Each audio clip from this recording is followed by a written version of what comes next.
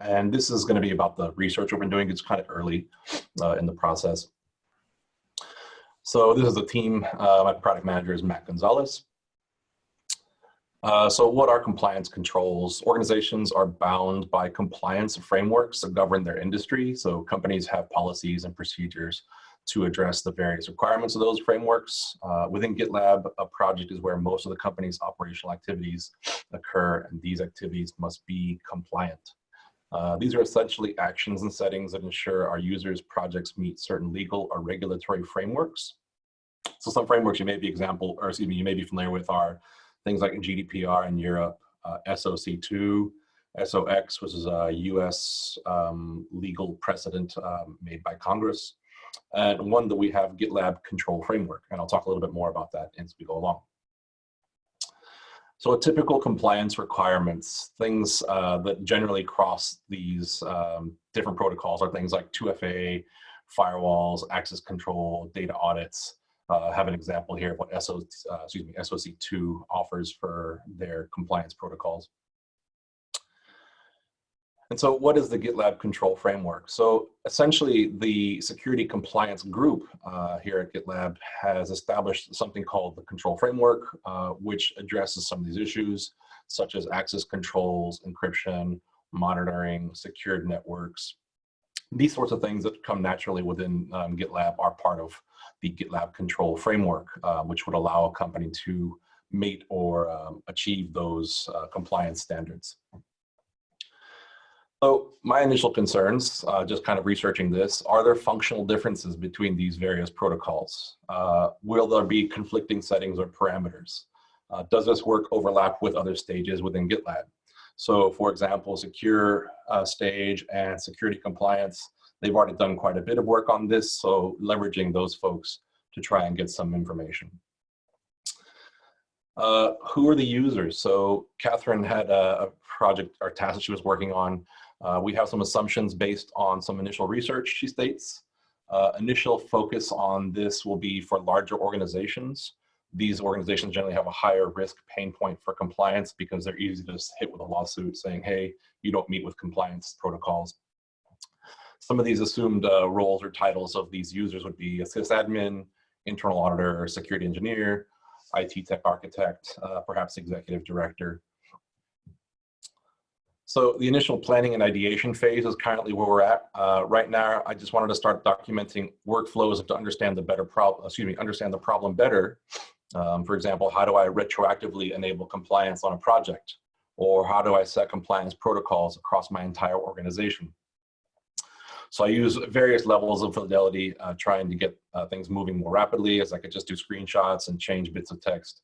I don't have to actually make wireframes right now because we don't have anything finalized. A lot of this stuff is still kind of up in the air, and I'm still trying to coordinate with other groups to try and research to find the best practices. From here, we're going to refine the workflows with my team to see what's missing or investigate new problems as they arise in problem mapping. Something we've kind of identified is as we make these kind of simple prototypes and wireframes, we're seeing some issues arise that we didn't think about. So the low fidelity is really simple to work with. So for example, this was the initial workflow I started with that we currently have in relation to creating a new project. So the compliance protocol we see here in blue is the new component or new feature.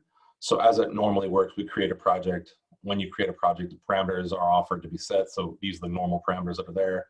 And then there'd be a new one called compliance protocol that we're trying to figure out. My question, obviously, what does this look like? We have a list of protocols. Do these protocols have custom settings? And this is all, again, just kind of researching and thinking out loud. A simple wireframe that we made up here, setting the compliance globally from within the admin area. So defining in the admin area settings how you would go and toggle this feature to allow compliance within your system. We kind of just threw in a simple checkbox to see if that would meet the needs. The user would then go and create a new project from the dropdown.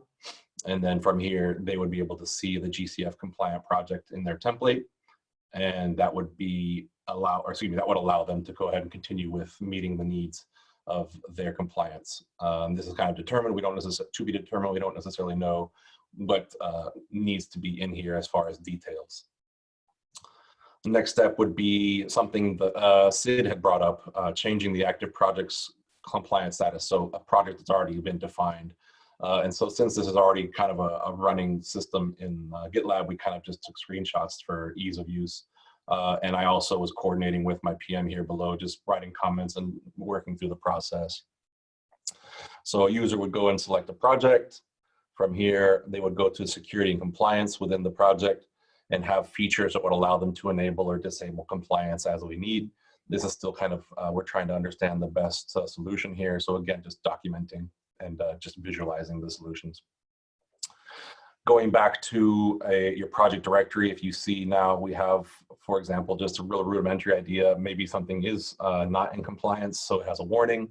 How would this visualize for the customer? And then we would go, for example, to see where the warning occurred. Let's say it's in the merge requests. This merge request has failed compliance checks.